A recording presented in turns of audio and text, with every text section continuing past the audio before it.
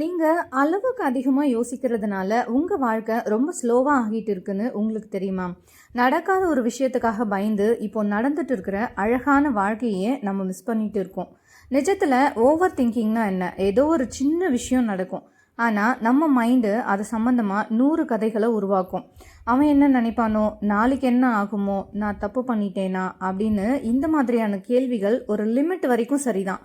ஆனா, அது எல்லாம் மீறி போகும்போது, அது நம்ம நிம்மதிய அழிச்சிடும். உங்க உடம்பு என்னமோ இங்கே தான் இருக்கும். ஆனா, உங்க மனசு எங்கேயோ ஒரு நடக்காத விஷயத்த நெனச்சு ஓடிக்கிட்டே இருக்கும். ஒரு சின்ன பிரச்சனைக்கு 100 தீர்வுகள் மட்டும் யோசிக்காம, 1000 குழப்பங்கள யோசிச்சு, நீங்க ரொம்பவே டயர்ட் ஆகிடுவீங்க. அப்போ, இந்த மாதிரி நிலைமையில நீங்க இருக்கீங்க அப்படின்னா, இந்த வீடியோ உங்களுக்காக தான். Welcomes to Sri breeze brave. இந்த மாதிரி பயனுள்ள தகவல்களுக்கு நம்மளோட ஸ்ரீ பிரீஸ் பிரேவ் சேனலை சப்ஸ்கிரைப் பண்ணிக்கோங்க. கூடவே இருக்க பெல் ஐக்கானையும் கிளிக் பண்ணிக்கோங்க. இன்னைக்கு நாம பார்க்க போகிறது நம்மளோட நிம்மதியை கெடுக்கிற இந்த ஓவர் திங்கிங். இதை எப்படி நம்மளை விட்டு விரட்டுறது அப்படின்றத தான் பார்க்க போகிறோம். இதை ஒரு உதாரணத்துக்கு ஒரு கதையோடு சேர்ந்து நம்ம பார்க்க ஆரம்பிக்கலாம். ஒரு ஊரில் ஒரு ஆள் இருந்திருக்காரு. அவருக்கு அந்த ஊர் ஆற்றுல இருந்து அடுத்த கரைக்கு போகணும்னு ரொம்பவே ஆசையாம். ஆனால் அவருக்கு ஒரு சின்ன பயம். ஆற்றுல முதல்ல இருக்குமோ, இல்லாட்டி காற்று அடித்து படகு கவுந்துடுமோ அப்படின்னு ஒவ்வொரு நாளும் பயந்துட்டே இருந்தாராம். ஒருவேளை நான் அங்கே போய் சேர்றதுக்குள்ளே இருட்டாகிடுமோ அப்படின்னு பல தரப்பட்ட யோசனைகள் அவருக்கு வந்துட்டே இருந்துச்சான். ஒரு நாள் எப்படியோ தைரியத்தை வர வச்சுக்கிட்டு ராத்திரியே படகுல ஏறி உக்காந்துட்டாராம். சரி, விடியறதுக்குள்ள அடுத்த கரைக்கு போயிடணும்னு முடிவெடுத்து பயங்கரமாக துடுப்பு போட ஆரம்பிச்சிருக்காரு. ஏன்னா அவர் மனசு முழுக்க பயமும் தடுமாற்றமும் இருந்திருக்குது. வேர்க்க விறுவிறுக்க விடிய விடிய துடுப்பு போட்டுட்டே இருந்திருக்காரு. கை காலெல்லாம் பயங்கர வலி. இப்படி கஷ்டப்பட்டு துடுப்பு போட்டிருக்கோம், கண்டிப்பாக அடுத்த கரைக்கு வந்திருப்போம் அப்படின்னு நினச்சி காலையில் சூரியன் வரும்போது கண்ணை திறந்து பார்த்துருக்காரு. ஆனால் படகு இன்னும் அதே இடத்துல தான் நின்றுட்டு இருந்துச்சு. ஏன் தெரியுமா? அவர் பயத்துலேயும் படபடப்புலையும் படகோட நங்கூரத்தை எடுக்கவே மறந்துட்டு இருக்காரு. நங்கூரம் தரையில் ஆழமாக பதிஞ்சிருக்கு. இவர் நங்கூரத்தை எடுக்காமலே விடிய விடிய துடுப்பு போட்டுட்டு படகை ஓட்டிகிட்டு இருந்திருக்காரு. நம்ம வாழ்க்கையிலையும் நாம் அப்படி தான் பண்ணுறோம். அந்த நங்கூரம் தான் ஓவர் திங்கிங். நம்ம மனசில் இருக்கிற பயம், பழைய கசப்பான நினைவுகள், மற்றவங்க என்ன நினைப்பாங்கன்ற கவலை, இது எல்லாமே நங்கூரம் மாதிரி நம்மளை ஒரே இடத்துல கட்டி போட்டிடும். நாம் விடிய விடிய யோசிக்கிறோம், அதாவது மனசளவில் ரொம்பவே டயர்டாகிறோம். ஆனால் வாழ்க்கையில் ஒரு இன்ச்சு கூட இதனால் நம்ம முன்னாடி நகரவே மாட்டோம். வாழ்க்கையில் முன்னேறணும்னா முதல்ல அந்த யோசனைங்கிற நங்கூரத்தை கழட்டி விடணும். அதாவது பழைய விஷயங்களை, நடந்து முடிஞ்ச விஷயங்களை நம்மளோட மனசுலேருந்து தூக்கி எறியணும். அப்புறம் பாருங்க, நீங்கள் போட போகிற ஒரு சின்ன துடுப்பு கூட உங்களை வேகமாக கரை சேர்த்துரும். நிஜமாவே நம்ம எல்லாரும் ஏதோ ஒரு பழைய கவலையை இல்லாட்டி பயத்தை நங்கூரம் மாதிரி மனசில் போட்டுக்கிட்டு வாழ்க்கையே இன்னும் நகரவே மாட்டேங்குது அப்படின்னு துடுப்பு போட்டுக்கிட்டே, அதாவது யோசிச்சுக்கிட்டே இருக்கிறோம். அந்த நங்கூரத்தை கழட்டி விடுறது தான் நம்மளோட புத்திசாலித்தனமாக இருக்கும். நம்மளோட கவலைகளை, நம்மளோட பழைய விஷயங்களை நம்மளோட மனசை விட்டு நம்ம தூக்கி எறியாத வரைக்கும் நம்மளோட வாழ்க்கை முன்னோக்கி நகர போகிறதும் கிடையாது, வெற்றியை நோக்கி செல்ல போகிறதுமே கிடையாது. இதை நம்மளோட மனசில் எவ்வளோக்கு எவ்வளோ பதிய வைக்கிறோமோ அவ்வளோக்கு அவ்வளோ நம்மளோட வாழ்க்கை முன்னேற்றத்தை நோக்கி ஓட ஆரம்பிக்கும். ஓவர் திங்கிங் பண்ணுறவங்க தான் மனசளவில் உலகத்திலேயே ரொம்பவே கஷ்டப்படுவாங்க. ஏன்னா அவங்களால கடந்த காலத்தை மறக்கவும் முடியாது, எதிர்காலத்தை நினச்சி பயமும் மனசுக்குள்ளே ஓடிக்கிட்டே இருக்கும். இதனால் அவங்க நிகழ்காலத்தில் வாழவே முடியாமல், ரசிக்கவும் முடியாமல் இருப்பாங்க. உடல் அளவில் அவங்க டயர்டாக இருப்பாங்க, ஆனால் மனசுக்கு தூக்கமே வராது. ஏன்னா மூளை இருக்கு இல்லையா, அது எந்த நேரமும் ஓடிக்கிட்டே இருக்கும், எதையாவது ஒரு சிந்தனையை யோசிச்சுக்கிட்டே இருக்கும். இங்கே ஒரு முக்கியமான உண்மை இருக்குது. நீங்கள் நினைக்கிற எல்லா விஷயமும் உண்மை கிடையாது. உங்களோட மைண்டு உங்களை பாதுகாக்கணும்னு தான் நினைக்குது. ஆனால் அது ஓவர் ப்ரொடக்ட் பண்ணும்போது அதே மைண்டு தான் உங்களை காயப்படுத்தவும் செய்யுது. ஒன்று மட்டும் புரிஞ்சுக்கோங்க, அதிகமாக யோசிக்கிறதுனால எதையும் மாற்றிட முடியாது. அதே சமயம் யோசிக்காமல் இருக்கிறதுனால வாழ்க்கை ஒன்றும் அழிஞ்சிட்டு போகிறதும் கிடையாதுங்க. சில நேரங்களில் எதையும் கட்டுப்படுத்த நினைக்காம நடக்கிறது நடக்கட்டும் அப்படின்னு விட்டுடுறது தான் சரியான முடிவாக இருக்கும். இதை நீங்களுமே ப்ராக்டிக்கல் லைஃப்பில் பார்த்துருப்பீங்க. ஓவர் திங்கிங்கை நிறுத்துறதுக்கு ஒரு 5 விதமான ஸ்டெப்ஸ் நான் உங்களுக்கு சொல்லித்தரேன். இதை நீங்கள் ஃபாலோ பண்ணி பாருங்கள். முதல்ல எந்த ஒரு விஷயமுமே சிரமமாக தான் இருக்கும். ஆனால் போக போக பழக ஆரம்பிச்சிடும். இதை வந்து நம்ம ப்ராக்டிஸ் பண்ண ஆரம்பித்தோம்னா நிச்சயமாக நம்மளோட இந்த ஓவர் திங்கிங் இந்த ப்ராசஸ்லேருந்து நம்ம வெளியில் வந்துடலாம். ஃபஸ்ட்டு வந்து கவனிங்க.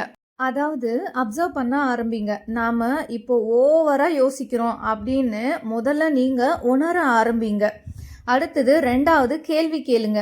இது நிஜமாவே நடக்குமா இல்லை என்னோட கற்பனையா அப்படின்னு உங்ககிட்டயே நீங்கள் கேள்வி கேளுங்க. 3வதா எழுதி வைங்க. மண்டைக்குள்ளேயே வச்சு குழப்பாம ஒரு பேப்பரில் எழுதுங்க. உங்கள் மனசில் இருக்கிற பாரம் குறைய ஆரம்பிக்கும். 4வதா செயலில் இறங்குங்க. சும்மா உட்காந்துட்டு யோசிக்காம ஏதாவது ஒரு சின்ன வேலையை செய்ய ஆரம்பிங்க. அடுத்ததா 5வது, அதாவது நம்ம கையில் இல்லாத விஷயத்தை பற்றி கவலைப்படுறத விட்டுட பழகிக்கணும். உங்கள் வாழ்க்கையில் நடக்கிற எல்லாத்தையும் உங்களால் மாற்றவே முடியாதுங்க. ஆனால் அதுக்கு நீங்கள் எப்படி ரியாக்ட் பண்ணணும் அப்படின்றத உங்களால் நிச்சயமாக மாற்ற முடியும். உங்கள் மனசை உங்களுக்கு எதிரியாக மாற்றிக்காதீங்க. அது உங்களோட பெஸ்ட் ஃப்ரெண்டாக இருக்கணுமே தவிர அதுக்கு நீங்கள் எதிரியாக இருக்கக்கூடாது. அதுக்கு உங்கள் மனசுக்கு கொஞ்சமாக ரெஸ்ட் கொடுக்க ஆரம்பிங்க. வாழ்க்கையை வாழுங்க. அதை போட்டு ஆராய்ச்சி பண்ணிகிட்டே இருக்காதீங்க. உண்மையை சொல்ல போனால் நம்மளோட மூளை என்னவோ நம்மளோட பாதுகாப்புக்காக தான், செல்ஃப் ப்ரொடெக்ஷனுக்காக தான் வேலை செய்யுது. ஆனால் அது ஒரு அலாரம் மாதிரி. ஒரு சின்ன ஆபத்து வந்தாலே பெருசாக சத்தம் போடும். உதாரணத்துக்கு யாராவது ஒருத்தர் நம்மக்கிட்ட சரியாக பேசலைன்னா அவங்களுக்கு என் மேலே கோபமோ இல்லாட்டி நான் ஏதாவது தப்பு பண்ணிட்டேனோ அப்படின்னு நம்ம மூளை 100 கதைகளை உருவாக்கும். இதுக்கு பேர் தான் ஸ்கினாரியோ பில்டிங்னு சொல்லுவாங்க. இதனால் வர நஷ்டம் என்ன தெரியுமா? ஓவர் திங்கிங் பண்ணுறப்போ நம்மளோட உடம்பு ஒரு இடத்துல தான் இருக்கும். ஆனால் மனசு கடந்த காலத்தில், அதாவது பாஸ்ட் லைஃப்பில் நடந்த கசப்பான விஷயங்கள்லேயே இல்லாட்டி எதிர்காலத்தில் ஃப்யூச்சரில் நடக்க போகிற பயத்திலேயே தான் இருக்கும். இதனால் நம்மளால் நிம்மதியாக தூங்க முடியாது. எந்த ஒரு சின்ன வேலையையும் தெளிவாக செய்ய முடியாது. எப்பவும் ஒரு மாதிரி மன அழுத்தம் இருந்துகிட்டே இருக்கும். இதெல்லாம் வந்து ஈஸியாகவே நம்ம வந்து மாற்றிடலாம். ஒரு விஷயம் தோணும் போது இது நிஜமாவே நடக்குமா இல்லை நான் பயத்தில் கற்பனை பண்ணுறேனா அப்படின்னு ஒரு நிமிஷம் யோசித்தாலே பாதி பிரச்சனைகள் வந்து முடிஞ்சு போயிடும். மனசுக்குள்ளேயே வச்சுருந்தா அது பூதாகாரமாக தான் தெரியும். ஒரு பேப்பரில் எழுதும்போது அந்த பிரச்சனை எவ்வளோ சின்னதுன்னு நமக்கே புரிய ஆரம்பிக்கும். நம்ம சும்மா உட்காந்துட்டு யோசிக்கும் போது தான் ஓவர் திங்கிங் வந்து அதிகமாகிட்டே இருக்கும். அந்த நேரத்தில் சமையல் பண்ணுறதோ இல்லை ஒரு பாட்டு கேட்குறதோ இல்லைன்னா ஒரு சின்ன நடைப்பயிற்சி பண்ணுறதோ நம்மளோட கவனத்தை திசை திருப்பும். நம்ம கையில் இல்லாத விஷயத்த, அதாவது மற்றவங்க என்ன நினைப்பாங்க, நாளைக்கு என்ன நடக்கும் அப்படின்னு நம்ம எவ்வளோ யோசித்தாலும் மாற்றவே முடியாது. நம்ம கையில் இருக்கிறது இப்போது இந்த நிமிஷத்தை எப்படி வாழ்கிறோம் அப்படிங்கிறது மட்டும்தான். அதிகமாக யோசித்து ஒரு பிரச்சனையை நிச்சயமாக தீர்க்கவே முடியாது. ஆனால் புதுசாக ஒரு பிரச்சனையை கண்டிப்பாக உருவாக்க முடியும். ரொம்ப ரொம்ப யோசிக்கும் போது பிரச்சனையை தான் நம்ம உருவாக்க ஆரம்பிப்போம். ஒரு ஊரில் ஒரு பெரிய தத்துவ ஞானி இருந்தாராம். ஒரு நாள் அவர் தன்னோட மாணவர்களுக்கு ஒரு பாடம் எடுக்க முடிவு பண்ணாராம். அவர் கையில் ஒரு தண்ணீர் கிளாஸை எடுத்துக்கிட்டு உயர்த்தி பிடிச்சாராம். எல்லாரும் நினைச்சாங்களாம், இந்த கிளாஸில் பாதி தண்ணி இருக்கா இல்லை பாதி காலியாக இருக்கா அப்படின்னு அவர் கேட்க போகிறாருன்னு. ஆனால் அவர் கேட்ட கேள்வி வேற. இந்த கிளாஸோட எடை எவ்வளோ இருக்கும்னு நினைக்கிறீங்க அப்படின்னு கேட்டாராம். மாணவர்கள் எல்லாருமே ஆளுக்கு ஒரு எடையை சொன்னாங்களாம், 100 கிராம் 200 கிராம்னு. அப்போது அந்த ஞானி சிரிச்சுக்கிட்டே சொன்னாராம், இதோட உண்மையான எடை வந்து முக்கியமே கிடையாது. நான் இந்த கிளாஸை எவ்வளோ நேரம் பிடிச்சிருக்கேன் அப்படின்றது தான் முக்கியம். நான் இதை ஒரு நிமிஷம் பிடிச்சிருந்தா அது ரொம்ப லேசாக இருக்கும், எனக்கு ஒரு பிரச்சனையும் கிடையாது. நான் இதையே 1 மணி நேரம் பிடிச்சிருந்தா என்னோட கை வந்து வலிக்க ஆரம்பிக்கும். அதுவே நான் இதே கிளாஸை ஒரு நாள் முழுக்க நான் பிடிச்சிட்டு இருந்தா என்னோட கை வந்து மறுத்து போயிடும், அப்படியே செயலிழந்து போயிடும், என்னால் வேற எதையுமே செய்ய முடியாதுன்னு சொன்னாராம். இந்த கதையோட நீதி என்னன்னா, நம்மளோட மனசில் வர்ற கவலைகளும் ஓவர் திங்கிங்கும் அந்த தண்ணீர் கிளாஸ் மாதிரி தான். ஒரு விஷயத்தை பற்றி கொஞ்ச நேரம் யோசிச்சா அது தப்பு கிடையாது, ஒரு நிமிஷம் கிளாஸை பிடிக்கிற மாதிரி தான் இருக்கும். ஆனால் அதையே நாள் முழுக்க மண்டைக்குள்ளேயே வச்சு யோசிச்சுக்கிட்டே இருந்தால் அது நம்ம மனசையே பாரமாக்கிடும். நம்மளால் வேற எதையுமே சந்தோஷமாக செய்ய முடியாது. கை எப்படி மறுத்து போகுதோ அதே மாதிரி நம்ம புத்தியும் வேலை செய்யாமல் மறுத்து போயிடும். அந்த கிளாஸை கீழே வச்சாதான் கைக்கு ஓய்வு கிடைக்கும் இல்லையா? அதே மாதிரி தேவையில்லாத யோசனைகளை கீழே இறக்கி வச்சாதான் மனசுக்கு நிம்மதி கிடைக்கும். கடைசியா ஒன்று மட்டும் சொல்லிக்கிறேன். நாம யோசிக்கிற 100 விஷயத்துல 90 விஷயம் நிஜத்துல நடக்கவே போறது கிடையாதுங்க. இல்லாத ஒரு கற்பனைக்காக இருக்கிற இந்த அழகான வாழ்க்கையை தொலைச்சிடாதீங்க. உங்க மனசு உங்களுக்கு ஒரு நல்ல நண்பனா இருக்கணுமே தவிர உங்களை பயமுறுத்துற எதிரியா இருக்கக்கூடாது. அதனால இன்னைக்கு ஒரு முடிவெடுங்க. நடந்தது நடந்து போச்சு, நடக்க போறது நல்லதா நடக்கும்னு மனசை ரிலாக்ஸா விடுங்க. உங்க கவலைங்கிற நங்கூரத்தை கழட்டி எரிஞ்சிட்டு தைரியமா உங்களோட வாழ்க்கை படகை ஓட்டுங்க. வாழ்க்கையை ரசித்து வாழுங்க. அதை விட்டுட்டு கவலையிலேயே சோர்ந்து போய் இருக்காதீங்க.